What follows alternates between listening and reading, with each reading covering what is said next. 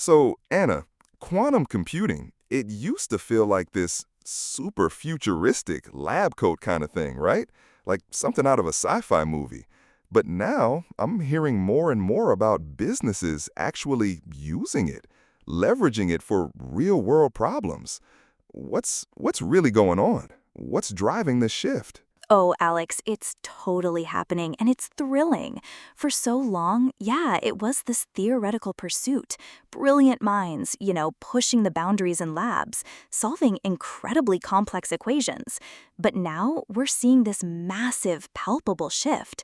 Companies are realizing quantum isn't just a science project anymore.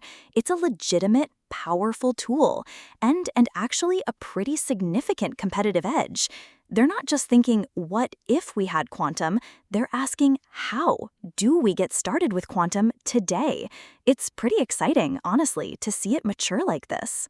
Competitive edge, huh? That's a big claim. But like what does that actually look like in practice?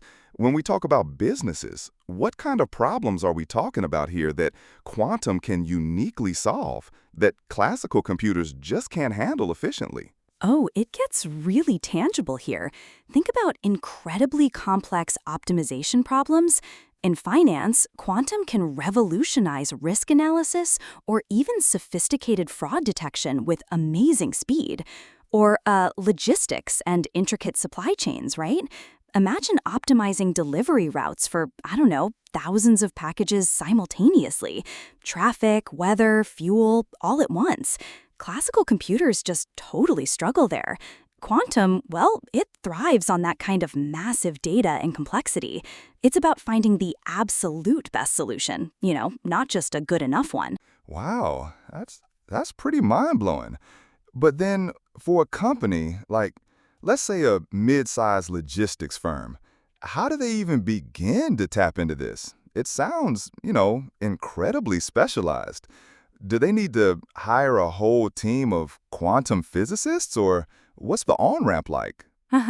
Not necessarily. Not at all, actually. And that's where companies like Kilimanjaro come in, right? We're essentially bridging that gap. You don't need to build your own quantum lab, from scratch with all the specialized infrastructure. What we do is offer direct access to our quantum processing units, the QPUs, so companies can just plug in and experiment.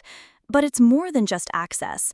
We help them identify their specific problems, develop custom algorithms, and even train their existing teams. It's about making quantum accessible and practical, do you know what I mean? So it's not just for the tech giants anymore. So it sounds like the entry barrier is lower than I thought, which is great. It's not just for the elite research institutes anymore, which is reassuring. But what about, the future?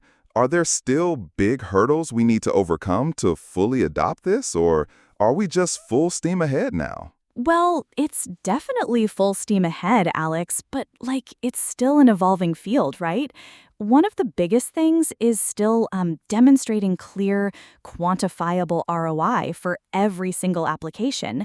And of course, making the technology even more robust and scalable. We need more stable qubits. But honestly, the pace of innovation is just incredible. I mean, we're seeing breakthroughs almost weekly now. The potential for things like personalized medicine, truly sustainable energy solutions, it's just immense. We're really just scratching the surface, and that's why I'm so excited about it.